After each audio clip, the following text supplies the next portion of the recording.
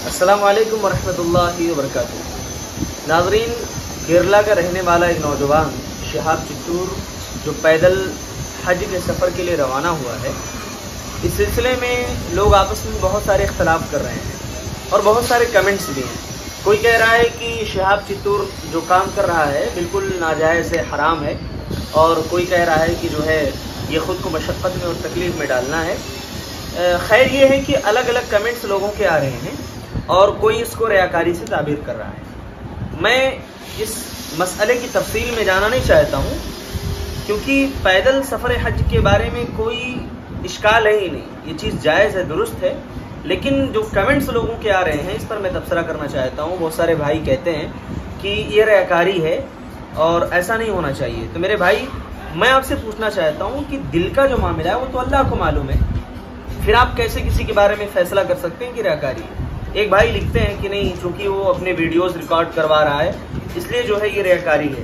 تو میرے بھائی، ویڈیو ریکارڈ کروانے سے یہ بات پروف نہیں ہو جاتی کہ وہ آدمی ریاکاری کر رہا ہے، اس لیے کہ اگر کوئی آدمی اپنے کسی کام کو، اپنے کسی خیر اور بھلائی والے کام کو کسی کے سامنے بیان کرتا ہے تو بیان کر سکتا ہے بشرط کہ اس کے دل کے اندر ریاکاری اور ریا و نمود نہ ہو، مقصد ہو دوسروں کو بھلائی کی طرف راغب کرنا، دوسروں کو اچھائی کی طرف لانا اور دوسروں کے دل کے اندر دینداری جو ہے پیدا کرنا۔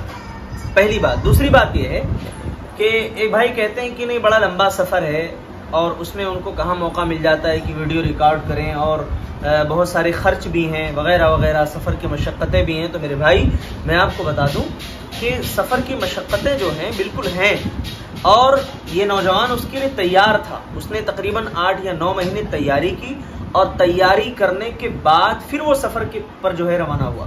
8000 کلومیٹر کا سفر طے کرنے والا نوجوان یہ کہتا ہے کہ میں یہ ایسا اس لیے کر رہا ہوں تاکہ ہر ایک نوجوان کو یہ میسج جائے، یہ پیغام جائے کہ تمہارے گھر کے بازو میں جو مسجد ہے تم اس میں جا کر کے نماز پڑھ سکو۔ میں 8000 کلومیٹر پیدل جا رہا ہوں حج کے لیے، پہلی بات۔ دوسری بات یہ کہ بھائی کہتے ہیں بہت سارا خرچ ہے، اگر وہ چاہتا تو اس خرچ پہ جو ہے پلین سے سفر کر سکتا تھا۔ بھائی، بہت سارے خرچ ضرور ہیں، ٹھیک ہے، لیکن جب نوجوان کو اس کی استطاعت تھی تب یہ شہاب صاحب جو ہے اس کے لیے تیار ہوئے اور روانہ ہوئے۔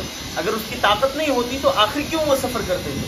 دوسری چیز یہ ہے کہ ہمیں یہ نہیں کہنا چاہیے کہ اس طریقے سے یہ ناجائز ہے، حرام ہے، بدعت ہے وغیرہ وغیرہ۔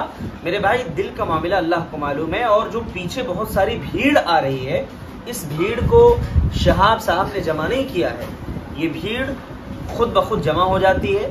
اور کئی ایک ویڈیو میں تو باقاعدہ دیکھا گیا ہے کہ انہوں نے لوگوں کو روکنے کی، منع کرنے کی کوشش کی، اور ایک ویڈیو میں تو یہاں تک دیکھا گیا کہ چند نا اہلوں نے، یا یوں کہہ لیجیے کہ چند کم عقلوں نے جب فوٹو نکالنا چاہا تو شہاب صاحب وہاں اس بھیڑ سے نکل کر کے بھاگ جاتے ہیں کہ بھائی میرے پاس وقت نہیں ہے، مجھے جو ہے کم وقت میں یا 10 مہینے میں، 11 مہینے میں اس سفر کو جو ہے مکمل کرنا ہے۔ تو میرے بھائیوں، کسی کے اوپر ہم فتویٰ نہ لگائیں، الزام نہ لگائیں، کسی کی نیت پر جو ہے ہم انگلی نہ اٹھائیں، اس لیے بھائی اس کا معاملہ ہے، اللہ کا معاملہ ہے، کیا نیت ہے اللہ بہتر جانتا ہے۔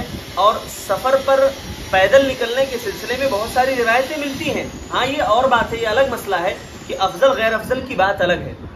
بھائی سواری کی طاقت ہے، استطاعت ہے تو آدمی سواری سے جائے، افضل غیر افضل کی بات میں نہیں کرتا ہوں۔